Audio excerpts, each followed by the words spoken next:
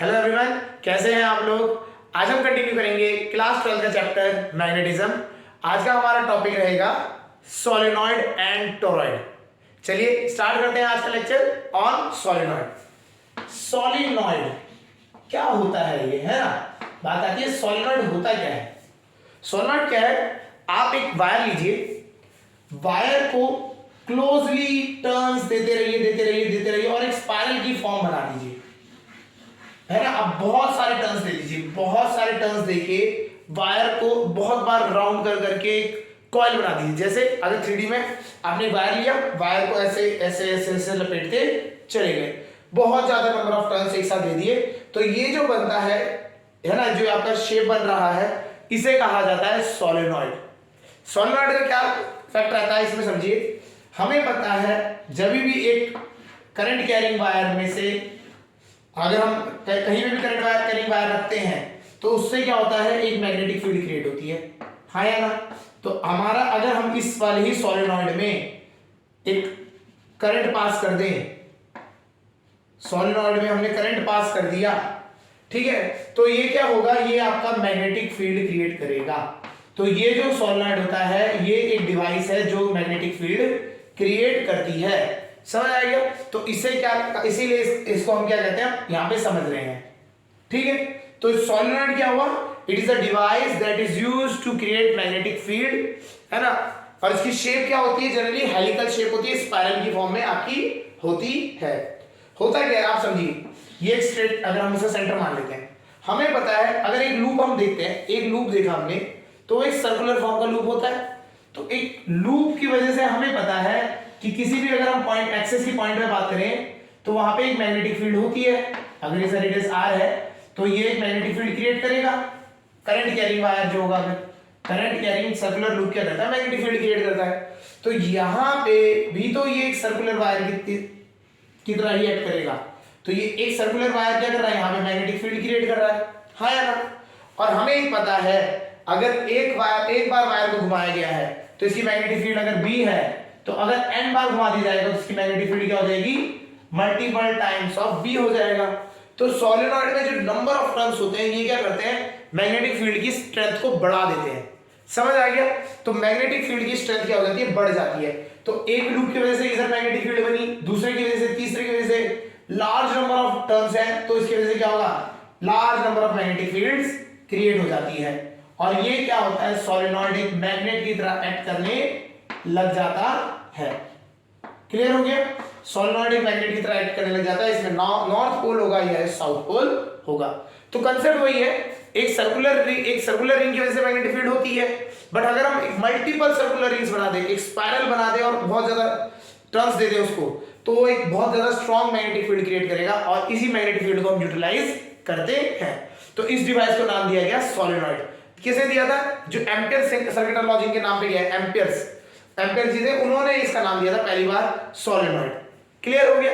तो सोलेनॉइड हमें समझ आ गया कि अगर आप वायर्स को बार बार वूंड करते हो, है ना, और आपका क्या होता है, लार्ज नंबर ऑफ टर्न्स देके आप स्पाइरल फॉर्म में कन्वर्ट कर देते हो, तो ये बन जाता है आपका एक सोलेनॉइड। समझ आ गया? सोलेनॉइड ये हो गया। हमें यहाँ पे क्या करना है, हमें इसकी बात करनी है, इसमें मैग्नेटिक फील्ड कितनी क्रिएट होती है, ठीक है, और क्या इसके पैरामीटर्स रहते हैं, वो चीज समझते हैं। ठीक है, पहले हम समझते हैं बात, सबसे पहला कि जो सोलेनॉइड अगर हम बना रहे हैं तो क्या चीज होती है, ध्यान रखना है हमें। सबसे पहली बात, जो वायर होना चाहिए, wire should be insulated, wire should be insulated होने चाहिए।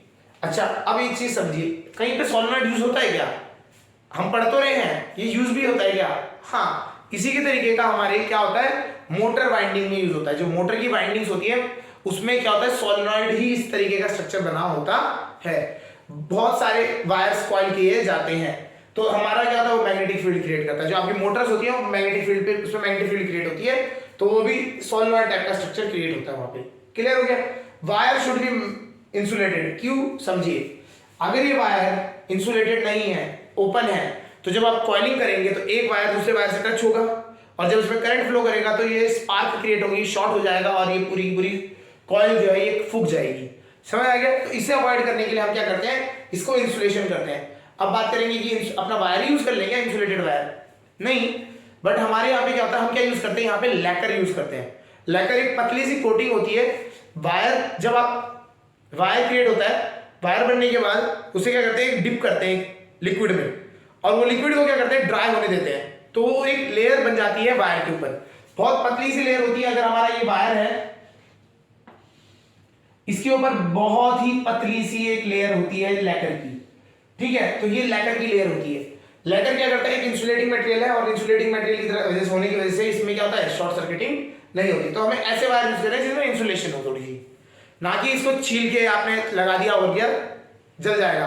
आपने यहाँ पे किया और जैसे ही ऑन किया बटन, बूस, खत्म, बर्न आउट हो जाएगा। क्लियर। तो हमेशा यहाँ पे क्या होती है, इंसुलेशन होनी चाहिए। और इसमें जनरली टर्म्स क्या है, ज्यादातर ध्यान रखनी पड़ती है। एक तो होती है इसकी लंबाई, सॉलिड कितना लेंथ में है, क्या इसकी रेडियस है, और एक सबसे इंपॉर्टेंट पैरामीटर जो इसकी स्ट्रेंथ को बढ़ाता है वो है number of turns per unit length, जिसे हम कहते हैं number of turns per unit length, per unit length. Per unit length क्या है, कितने नंबर ऑफ टर्न्स है, वो हमें यहाँ पे ध्यान रखना होता है। जितने ज्यादा नंबर ऑफ टर्न्स होंगे उतनी ज्यादा स्ट्रेंथ आपकी बढ़ी हुई होगी। समझ आ गया। चलिए यहां पे समझ आ गया होगा सॉलिड होता क्या है, थोड़ा आइडिया लग गया होगा। जनरली आपके जो मोटर्स होते हैं, जनरेटर्स होते हैं, वहां पे ये चीज देखने को मिल जाती है। क्लियर। ट्रांसफार्मर्स हो गए, वहां पे भी आपको कॉइलिंग मिलेगी, सॉलिड कॉइल मिलता है वहां पे, ठीक है। ये चीज हो गई। चलिए इसको देखते हैं मैग्नेटिक फील्ड कैसे निकालते हैं इसमें। चलिए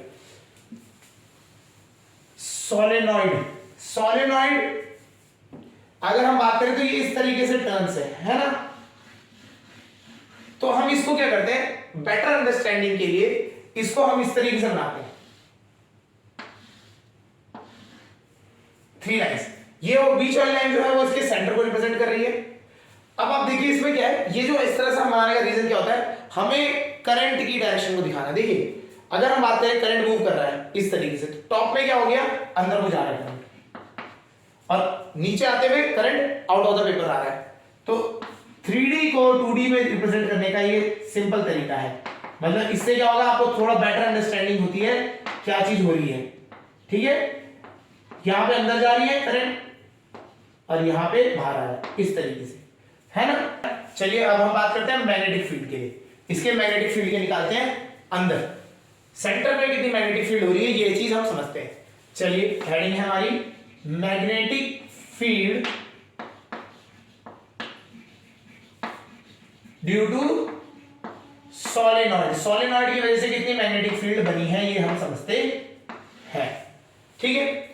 सोलेनॉइड अगर हम बात करें, ये बहुत ही ज्यादा क्लोजली पैक्ड, बहुत लार्ज नंबर ऑफ टर्न्स है, ठीक है। इसको हम क्लोजली पैक कर देते हैं, ठीक है। इस तरीके से बहुत सारे आपके टर्न्स इसमें हैं। हमने मान लिया इसका रेडियस है r, ठीक है। हमें इस पूरी लेंथ सेंटर पे कहीं ना कहीं यहां पे मान लिया हमने P पॉइंट पे हमें क्या निकालना है, मैग्नेटिक फील्ड निकालनी है। इस P पॉइंट पे मैग्नेटिक फील्ड निकालनी है, तो इसको कैसे करेंगे, ठीक है। हम क्या करते हैं, एज्यूम कर लेते हैं एक छोटा सा एलिमेंट्री स्पेस, एलिमेंट्री एक एलिमेंट मान लेते हैं, ठीक है ना। यह एक छोटा सा एलिमेंट मान लिया हमने, यहाँ पे कितने थिकनेस का, dx थिकनेस का, कितने थिकनेस का, dx थिकनेस का। अच्छा इसमें n क्या है, नंबर ऑफ टर्न्स है, number of turns per unit length, per unit length, per unit length पे कितने टर्न्स है, n नंबर ऑफ टर्न्स है। क्लियर है। हमने ये डिस्टेंस मान लिया, ये x डिस्टेंस पे है और ये एंगल थीटा इससे बना रहा है। अगर हम कॉर्नर से लेके इस कॉर्नर तक की बात करें तो ये लिमिट यहां से θ1 से लेके एंगल ये θ2 तक जा रहा है, इस तरीके से रहेगा, ठीक है। हमने ये कर लिया। चलिए पहले हम बात करते हैं ये छोटी सी पतली सी जो हमने स्ट्रिप मानी इसका क्या होगा, ठीक है। ये अगर आप देखेंगे तो ये एक टाइप से क्या दिखाएगा, सर्कुलर रिंग की तरह दिखाई देगा, सर्कुलर वायर की तरह दिखाई देगा, जिसमें करंट क्या I चल रहा है। I ना होके ये छोटा सा एलिमेंट है dx लेंथ का, कितनी लेंथ का है, dx। अगर हम बोल रहे हैं एक टर्न, एक यूनिट, 1 यूनिट लेंथ पे, 1 यूनिट लेंथ पे कितने टर्न्स जा रहे हैं, n, कितने टर्न्स जा रहे हैं, n। तो dx लेंथ पे कितने जाएंगे टर्न्स, n dx, कितने टर्न्स हो गए, n dx। तो इतने से जो हम रीजन बता रहे हैं इसमें कितने टर्न्स हैं, n into dx, n into dx turn है।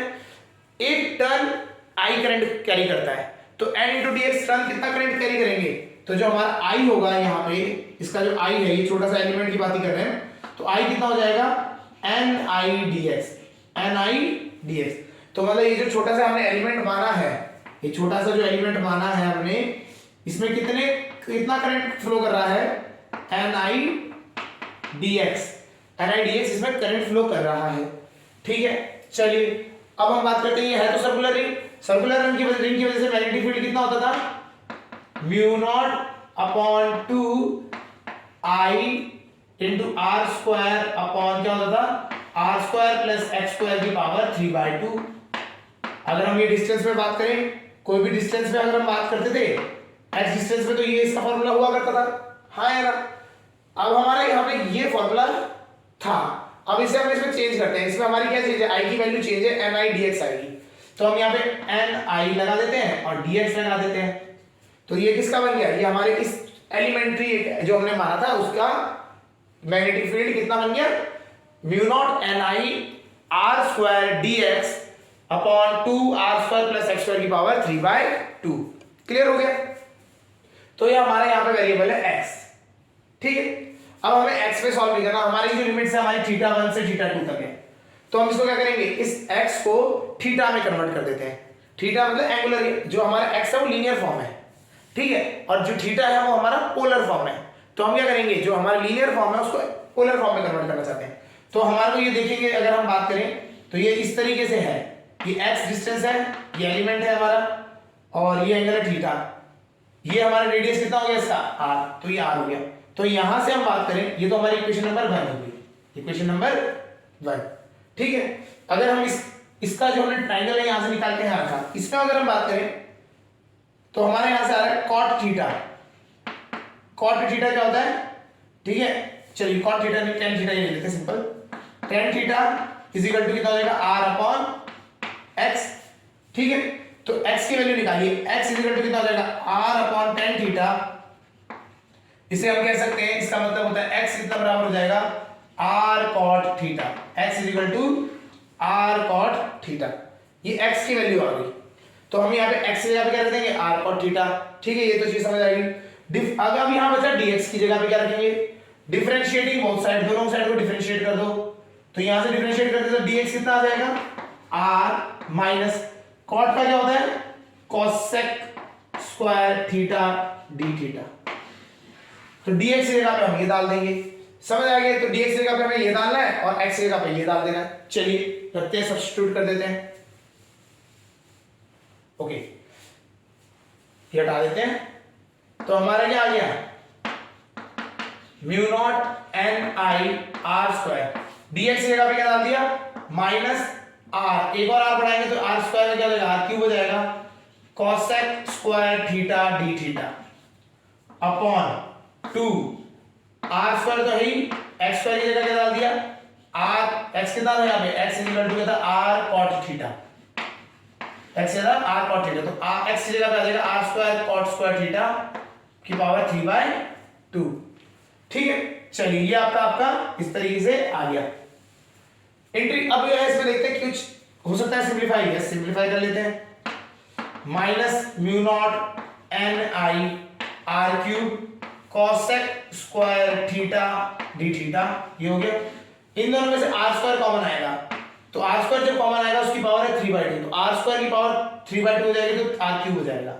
अंदर क्या बन गया 1 प्लस cot स्क्वायर थीटा की पावर 3/2, r क्यूब से r क्यूब कट गया, तो d भी हमारा जो आ गया it is minus mu not an I cosec square theta d theta upon 2 1 plus cot square theta क्या होता है cosec square theta, trigonometry, square theta को पावर 3/2 करोगे तो क्या हो जाएगा cosec क्यूब थीटा हो जाएगा, यहां से एक cos के कट गया, अब ये इधर गया, तो d भी हमारा बन गया for small element db is equal to minus mu not an I, नीचे cosec थीटा तो ऊपर आगे क्या जाएगा sin theta d theta upon नीचे आ गया 2, अपॉन में आ गया 2, तो यहां से ये आपका इस तरीके से बन गया, dv आपका ये आ गया minus mu not an I sin theta d theta upon 2, ये डीबी की वैल्यू आ गई। ठीक है, तो ये हमारा एक छोटे एलिमेंट की वजह से कितना आ गया हमारा, हमने क्या किया, सारा पोलर फॉर्म में कन्वर्ट कर दिया। पोलर फॉर्म मतलब हमने थीटा की फॉर्म में कन्वर्ट कर दिया। अब क्या करेंगे, इंटीग्रेट कर देंगे। लिमिट हमें पता है, इंटीग्रेटिंग बोथ साइड, तो इस साइड डीबी का इंटीग्रेशन हो गया, वहां पे कांस्टेंट जो है वो बाहर निकाल लेते हैं, mu not an I upon 2 constant है, इंटीग्रेशन आ जाएगा sin थीटा डी थीटा का। लिमिट है हमारी थीटा 1 से लेके थीटा 2 तक। चलिए डीबी का डीबी हो गया, बी हो गया, minus mu not an I, sin theta का इंटीग्रेशन होता है माइनस cos थीटा, तो माइनस से माइनस प्लस हो गया आगे वाला, cos थीटा लिमिट है थीटा 2 से थीटा 1। अब हम लिमिट डालेंगे तो b इज इक्वल टू कितना हो जाएगा, mu not an I by 2 cos theta 2 minus cos theta 1। तो ये इसका फॉर्मूला बन गया, समझ आ गया होगा। ठीक है, तो ये हमारा इस तरह से रिजल्ट आया। इसका डायग्राम बना देते हैं, थोड़ा सा क्लियर हो जाएगा, बड़ा सा डायग्राम बना देते हैं। तो ये इस तरीके से था, 1 लाइन 2 लाइन एंड 3। यहां पे अंदर जा रही थी मैग्नेटिक फील्ड, और यहां पे मैग्नेटिक फील्ड बाहर आ रही थी। तो यहां पे पॉइंट है P, इस पॉइंट से अगर हम बात करें, ये इस तरीके से एंगल बना रहे थे। ये जो एंगल होता है इसको हम मानते हैं थीटा 1, और ये जो एंगल है ये हमारा थीटा 2। इस तरीके से हमारा ये रहता है, समझ आ गया, क्लियर हो गया। तो ये हमारा इस तरीके से रिजल्ट आता है। तो हमारा रिजल्ट है b is equal to mu not an I cos theta 2 minus cos theta 1। चलिए यहां लिख देते हैं, b is equal to mu not an I upon 2 cos theta 2 minus cos theta 1। ये हमारा रिजल्ट है। ठीक है, चलिए अब इसी में हम बात कर लेते हैं केसेस की। ये तो था हमारा जनरल फॉर्म, ये तो हमारा जो निकला है जनरल रिजल्ट निकला है कि अगर मैग्नेटिक फील्ड आपको कहीं पे भी निकालनी है इस वाले सोलेनॉइड के पॉइंट में, तो यहाँ पर जनरल केस आ गया। अब हम बात करते हैं इनके कुछ स्पेशल केसेस होते हैं। First case, at the centre of solenoid. Centre मतलब बिल्कुल बीच में, या परपेंडिकुलर हम बाइसेक्टर भी कह सकते हैं इस तरीके से। तो परपेंडिकुलर इस तरह अगर हम उसका बात करें तो वो किस तरह से दिखाई देगा, ये लाइन है, ये हो गया, ये हो गया, 3 बिल्कुल सेंटर पॉइंट पे, मतलब यहां से और यहां का एंगल दोनों का सेम है थीटा। ठीक है, यहां पे हमारे करंट जा रहा होगा अंदर या बाहर साइड हो सकता है, ये हो गया इस तरह से। ठीक है, इसका क्या करेंगे, देखिए इसमें ना हमें पहले समझना है थीटा 2 कितना होगा, थीटा 1 कितना होगा, ये ध्यान रखना है। थीटा 1 तो हो गया हमारा ये वाला एंगल, ये वाला एंगल थीटा 1 है, तो ये कितना हो जाएगा, ये 90 डिग्री है, तो ये कितना हो जाएगा थीटा 1 90 माइनस थीटा। थीटा 1 किसके बराबर हो जाएगा, 90 माइनस थीटा। तो एट दिस केस थीटा 1 कितना हो जाएगा, in this case theta 1 will be 90 minus theta, and theta 2 कितना हो जाएगा, थीटा 2 होता है हमारा यहां से यहां तक का, तो ये 90 प्लस थीटा, तो ये हो जाएगा 90 डिग्री प्लस थीटा हो जाएगा। तो बस b की वैल्यू डाल दो, b इज इक्वल टू कितना हो गया, mu not an I by 2। cos कितना हो जाएगा, cos आ जाएगा आपका cos थीटा 2, थीटा 2 तो cos 90 plus theta, cos 90 plus theta होता है minus sin theta, minus sin theta minus, और sin cos 90 माइनस थीटा ये भी होता है sin थीटा होता है सिंपल। तो आपका b की वैल्यू आ गई mu not an I by 2,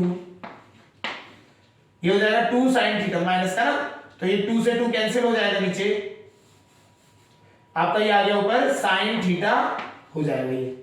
तो b इज इक्वल टू कितना हो जाएगा, mu not an I minus mu not an I sin theta. ये आपका क्या हो गया, मैग्नेटिक फील्ड की वैल्यू आ जाएगी सेंटर पे, बिल्कुल सेंटर पे अगर हम बात करें। क्लियर हो रहा है नहीं हो रहा है, इस तरीके से ये हो गया फर्स्ट केस।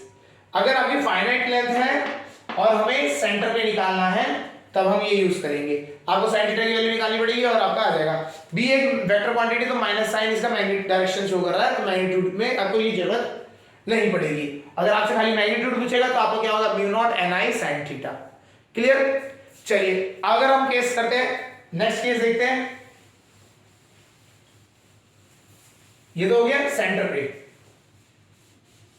अब अगला करते हैं second case, at one of the ends, at one of ends one of ends, मतलब कोई भी एक एंड पे बात करेंगे तब। ये हो गया, ये और ये 3 हो गया यहाँ पे। इसमें हमारा मैग्नेटिक फील्ड अंदर जा रहा है, हमें एंड पे बात करनी है, बिल्कुल एंड पे, ठीक है। तो एंड के लिए अगर हम बात करें तो ये हो गया आपका θ1, ठीक है, और θ2 कितना हो गया 90 डिग्री।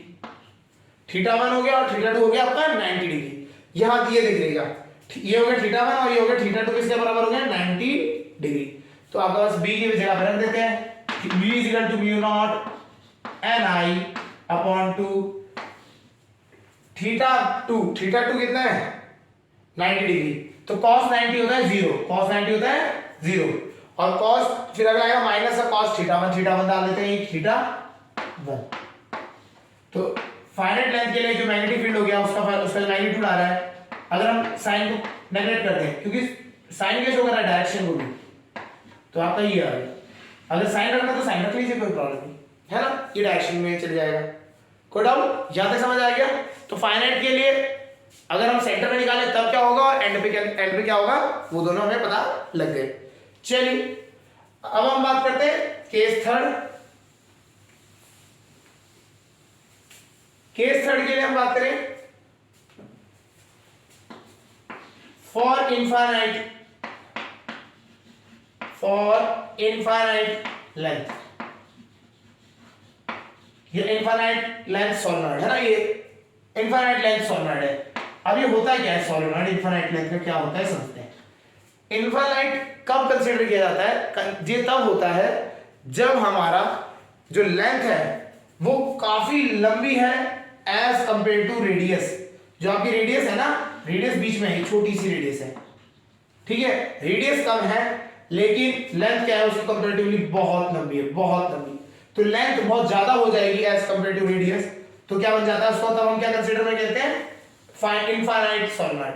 तो length is very very very large as compare to r, तब ये कंसीडर लेते हैं। चलिए तब उसके लिए बात करते हैं सेंटर पे। अगर हम बात करें तो इसमें भी केस आएगा ए एट सेंटर। सेंटर की बात करेंगे तो क्या होगा, θ1 तो हो जाएगा आपका 0 डिग्री, θ1 हो गया 0 डिग्री, और θ2 हो गया आपका 180 डिग्री, है ना, क्योंकि आप इस साइड से इस सारी एक्सेस से लेते तो ये 180 डिग्री घूम जाएगा, है ना। θ1 हो गया 0 और θ2 हो गया 180 डिग्री। चलिए पुट करते हैं value, b = mu naught ni/2 cos θ2 रखेंगे तो cos 180 है ना। cos 180 कितना होता है -1, cos 0 1 होता है, cos 180 होता है -1, ठीक है, माइनस cos θ1 की वैल्यू कितनी थी cos 0 होता है 1, तो यहां से आपका b आ गया आपका mu not ni, minus minus plus हो जाएगा, ये 2 हो जाएगा, माइनस से 2, ये तो आपका आ गया b = म्यू नॉट ni। तो मैग्नीट्यूड कितना हो जाएगा इसका, b = म्यू नॉट ni। तो ये आपका मैग्नीट्यूड हो जाता है सेंटर के लिए। क्लियर हो रहा है नहीं हो रहा है? सेंटर के लिए अगर हम मैग्नीट्यूड निकाल रहे हैं b = म्यू नॉट ni, ये आपका यहां से आ जाएगा, ठीक है। कोई डाउट? अगला केस लेते हैं। तो सेंटर के लिए हमें समझ आ गया म्यू नॉट ni। केस 2 लेते हैं एट एंड से बात कर लेते हैं, एंड पे, ये तो सेंटर पे था, एंड पे। जब एंड पे बात करेंगे तो ये पॉइंट यहां नहीं रहेगा, ये पॉइंट कहां चले जाएगा, इधर चले जाएगा ऐसे में। तो एक तो हो गया θ1 तो हो जाएगा आपका 0 और θ2 हो जाएगा 90 डिग्री। θ2 कितना हो जाएगा 90 डिग्री। तो b = कितना हो जाएगा म्यू नॉट ni/2 θ2 हो गया 90 डिग्री, cos 90 0 माइनस और cos 0 1, तो ये आपका आंसर आ गया इधर से। b हो जाएगा आपका म्यू नॉट ni/2।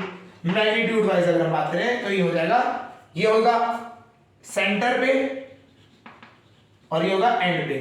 तो अगर आप देखें तो एंड पे जो मैग्नेटिक फील्ड होती है सेंटर के कंपैरेटिवली आधी हो जाती है, क्योंकि मतलब आपकी जो लेंथ है ना इसमें तो अगर आप देखेंगे सेंटर के कंपैरेटिवली अगर आप कॉर्नर में देखेंगे तो इसकी मैग्नीट्यूड, इसका जो मैग्नीट्यूड आ रहा है वो आपका आधा आ रहा है। सेंटर पे आ रहा है म्यू नॉट ni और एंड पे आ रहा है म्यू नॉट ni/2। क्लियर हो गया? तो इस तरीके से आपको ये क्वेश्चंस करने हैं। तो इसमें कुछ नहीं है ज्यादा कॉम्प्लिकेटेड, ज्यादातर आपका ये वाला आएगा इनफाइनाइट के लिए। अगर आपको फाइनाइट का भी पूछता है तो उसमें sin थीटा cos थीटा निकालना पड़ेगा आपको सिंपल ट्रिग्नोमेट्री लगा के। क्लियर हो गया? ट्रिग्नोमेट्री रेशियो निकालने हैं और आपको आंसर मिल जाएगा। समझ आ रहा होगा? चलिए, ये तो होता है आपका सोलेनॉइड का। सोलेनॉइड में हमारा फाइनाइट भी पढ़ लिया हमने और इनफाइनाइट भी पढ़ लिया। इसमें बस वैल्यूज पुट करनी है, गेट द आंसर वाला हिसाब रहता है। एक हम बात करते हैं, अब हम बात करते हैं टोरॉइड। Next is toroid. अब ये टोरॉइड है क्या, ये क्या बला है, इसको समझते हैं। ठीक है, अच्छा थोड़ा सा आपको सोलेनॉइड का एक बात बता देते हैं। जब इनफाइनाइट वाले की हम बात कर रहे थे तो इनफाइनाइट वाले में, ठीक है, इनफाइनाइट वाले में हम क्या कर सकते हैं, जो जैसे जैसे लेंथ बढ़ती चली जाती है, जैसे जैसे लेंथ बढ़ती चली जाती है तो जो मैग्नेटिक फील्ड है सेंटर पे वो बढ़ती चली जाती है। बट आउटसाइड द सोलेनॉइड ये क्या हो जाती है, ये लेंथ ज्यादा होने की वजह से इधर क्या हो जाता है, मैग्नेटिक फील्ड बहुत नेग्लिजिबल हो जाती है और उसको हम टेंड कर देते हैं जीरो। इनफाइनाइट के लिए बाहर कितनी होती है मैग्नेटिक फील्ड, जीरो होती है। और इनसाइड में अगर हम बात करें यहां सेंटर पे B = म्यू नॉट ni, ये आपका इधर रहता है। बाहर वीक होती चली जाती है, जितनी ज्यादा लेंथ बढ़ेगी उतनी मैग्नेटिक फील्ड आपकी बाहर को सोलेनॉइड के बाहर वीक होती चली जाएगी। तो अगर हम लेंथ बढ़ाते बढ़ाते इनफाइनाइट की तरफ चलेंगे तो मैग्नेटिक फील्ड कितनी हो जाएगी बाहर, हम जीरो मान लेते हैं। क्लियर हो गया? चलिए, अब हम आते हैं टोरॉइड पे। टोरॉइड क्या है? बेसिकली सोलेनॉइड जो था लार्ज नंबर ऑफ टर्न्स लिए गए थे, वो लिए गए थे स्ट्रेट ऐसे हेलिकल शेप में ना। टोरॉइड में भी इसी तरीके से होता है, बट इसमें क्या होता है, टर्न्स जो लिए जाते हैं वो इस तरीके से घुमा दिया जाता है,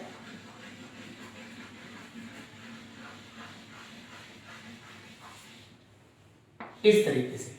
तो जो आपके नंबर ऑफ टर्न्स है वो इसमें भी वैसे ही होते हैं, लार्ज नंबर ऑफ टर्न्स लिए जाते हैं। लेकिन क्या होता है, ये एक राउंड शेप में, इस तरीके की शेप में रखे जाते हैं, तो इसे क्या कहा जाता है, टोरॉइड कहा जाता है। ऐसी चीज को हम क्या कहते हैं, टोरॉइड कहते हैं। क्लियर हो गया? तो इस तरीके से हमें अपने करंट कैरिंग बना देंगे तो इसके अंदर क्या होगा, आपकी करंट, वो आपकी मैग्नेटिक फील्ड क्रिएट होगी। ठीक है, चलिए देखते हैं, इसकी भी मैग्नेटिक फील्ड निकाल लेते हैं, है ना। तो सबसे पहले हमने बात करी करंट फ्लो कराई देते हैं। आई करंट जा रहा है, आई करंट आ रहा है, यहाँ पे कोई बैटरी सेटअप होगा उससे ये सब हो रहा है। ठीक है, तो इस तरीके से करंट जा रहा है। तो हम बाहर की बात कर लेते हैं, यहाँ पे पॉइंट पी पे हम क्या निकालना चाहते हैं, इसकी मैग्नेटिक फील्ड निकालना चाहते हैं। ठीक है, मैग्नेटिक फील्ड हमें यहाँ पे पी पॉइंट पे निकालना चाहते हैं, तो उसको देखते हैं कैसे करेंगे। ठीक, तो हम क्या करते हैं, एक लूप बना लेते हैं।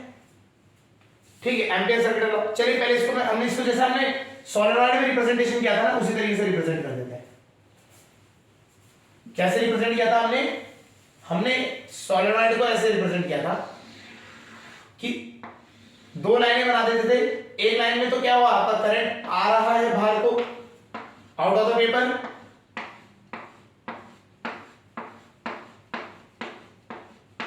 और एक से अंदर जा रहा है।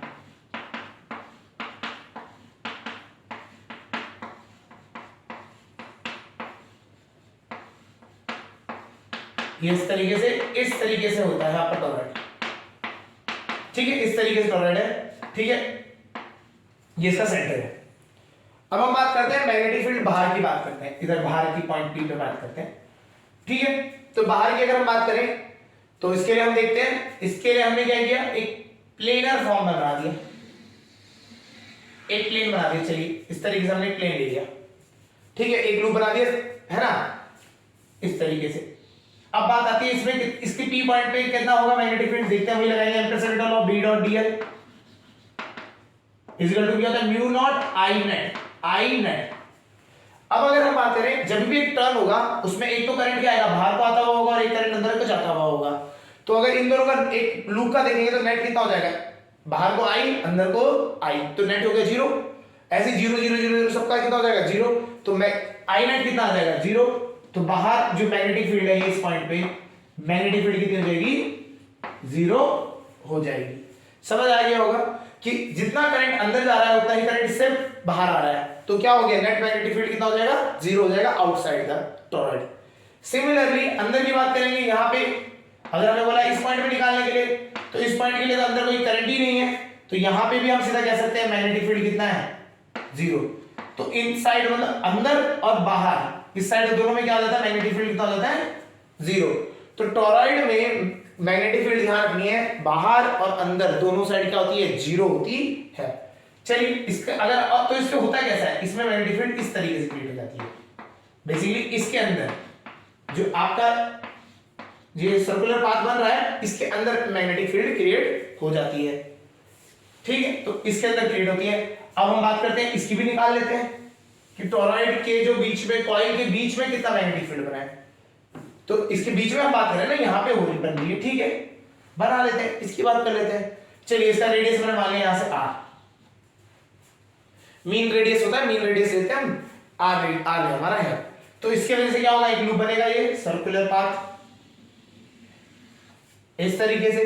तो इसके अंदर क्या है, मैं इसके अंदर खाली अंदर जाने वाले IR पे करंट्स, ठीक है, तो हम बोलते हैं इसके n is equal to total turns, total number of turns, total number of turns। हमने टोटल नंबर ऑफ टर्न्स भी n मान ली, कितने मान लिए, n ही मान लिए, बोला कि भैया टोटल टर्न्स ही n है, छोड़ दो। एक अंदर जा रहा है तो कितने करंट निकल रहा है, I, n जा रहे हैं तो टोटल करंट कितना हो जाएगा, I नेट कितना हो जाएगा, I नेट हो जाएगा NI, हाँ या ना। चलिए तो लगा देते हैं B dot DL, ampere circuit law लगाते हैं, B dot DL is equal to mu not I net कितना है, NI, हाँ या ना। चलिए B हमारा कांस्टेंट रहेगा, B बाहर निकाल दिया, cyclic integral of DL mu not NI। कैसा पाथ बनाया है इसने, सर्कुलर पाथ बनाया है, इसका वो सर्कमफ्रेंस कितना हो जाएगा, 2 पाई r, तो B नॉट की वैल्यू आ जाती है mu not NI upon 2 pi r, ये इसका रिजल्टेंट आ गया। तो magnetic field due to a toroid की वैल्यू जो आती है B is equal to mu not NI upon 2 pi r, ये आपका रहता है फॉर्मूला। समझ आ गया, टॉरॉइड की वजह से मैग्नेटिक फील्ड कैसे निकालनी है ये समझ आ गई होगी, टॉरॉइड होता क्या है ये समझ आ गया। तो टॉरॉइड में क्या है, बस इसकी शेप हमने इस तरह से बना दी जाती है, कर्ल देती, आपने एक सर्कुलर फॉर्म में दे दिया जाता है, क्लियर। चलिए अब हम बात करते हैं आगे, ठीक है, आगे बात करें तो हमें पता लग गया टॉरॉइड क्या होता है, सोलेनॉइड क्या होता है, ठीक है। तो एक चलिए हम देखते हैं, क्वेश्चन सा देखते हैं, derive magnetic field due to a solenoid, field due to a long solenoid using Ampere's law. हम इस बार एम्पियर्स लॉ करते हैं, चलिए एम्पियर्स लॉ यूज करके, एम्पियर्स सर्किट लॉ यूज करके करना है। अगर इस तरह से बता दिया जाए, ठीक है, तो हम देख लेते हैं, इसको हम सोलेनॉइड बनाते हैं, एक पार्ट, सेकंड पार्ट, ठीक है, इनफाइनाइट लॉन्ग है तो ये लंबा इधर को आगे तो जाएगा, आगे जाएगा। यहां पे हमारी करंट अंदर को जा रहा है इनसाइड द पेपर, और ये आउटसाइड द पेपर, वही हम मान लेते हैं। n जो है हमारा number of turns per unit length, number of turns per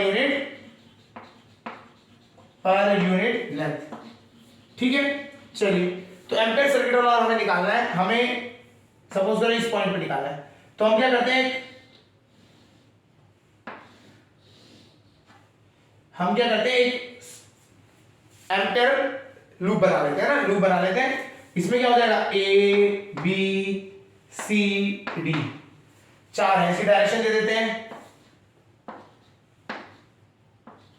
ठीक है, इस डायरेक्शन दे दी, क्लियर। चलिए अब इसके बाद इसकी वजह से बात करते हैं क्या क्या होगा, है ना। हमने मान लिया n नंबर ऑफ, ये जो हमारा है n नंबर ऑफ टर्न्स है पर यूनिट लेंथ, तो इससे कर लेते हैं। तो हमारा साइकिल अगर हम बात करें, म्यू नॉट क्या होता है ampere circuit law, B dot cyclic integral B dot DL is equal to mu not I net. तो हम बात करते हैं ये पर यूनिट लेंथ, अगर हम बात करते हैं 1 यूनिट के लिए है, ये 1 यूनिट लेंथ है, तो इसमें टर्न्स कितने n है, और करंट कितना हो जाएगा आई टोटल करंट हो जाएगा इसके अंदर जाने वाला। अगर हम पर यूनिट लेंथ की बात करते हैं, ये वाले लूप जो हमने बनाया एक एक यूनिट का बना दिया, या इसकी लेंथ मान लेते हैं, चलिए यूनिट का नहीं मानते, एल लेंथ मान लेते हैं, तो एल लेंथ हो जाएगा, तो इसके अंदर करंट कितना जाएगा, एक यूनिट में एन टर्न्स है, तो एल लेंथ में कितने टर्न्स हो जाएंगे, एल इंटू एन हो जाएंगे, कितने, एक इतनी लंबाई में टर्न्स कितने हैं, तो एल इंटू एन हो जाएंगे, और एक टर्न में करंट कितना जा रहा है आई, तो टोटल करंट कितना जा रहा है एन आई एल हो जाएगा, यहाँ पे एन आई एल आपका करंट जा रहा है। ठीक है, अब ये बात करते हैं साइक्लिक इंटीग्रल है इसका, तो इसमें क्या करते हैं हम इसको ना ब्रेक कर देते हैं, कैसे, हम बोलते हैं ए से बी के लिए अलग निकालेंगे, बी से सी के लिए अलग निकालते हैं, सी से डी और डी से ए, डी से ए, ये किसके बराबर होगा, mu not an I L length. ठीक है, चलिए पहले हम बात करते हैं ए बी में आप बात करेंगे तो मैग्नेटिक फील्ड और इसी दोनों की डायरेक्शन क्या हो गई, इधर को हो गई, तो इसकी वैल्यू तो यही रहेगी बी डॉट डी एल। चलिए ये ठीक है, इसको जो क्वेश्चन को हटाते हैं, समझ आ गया क्वेश्चन।